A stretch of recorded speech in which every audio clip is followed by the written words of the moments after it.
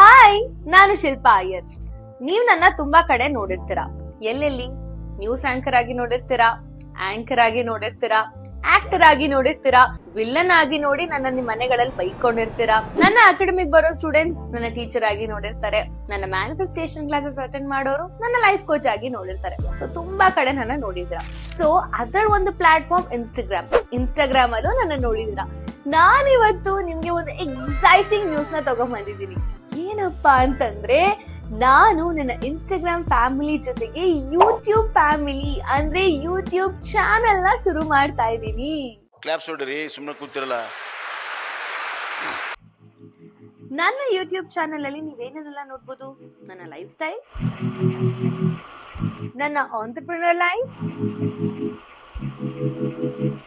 ನನ್ನ skin care and makeup,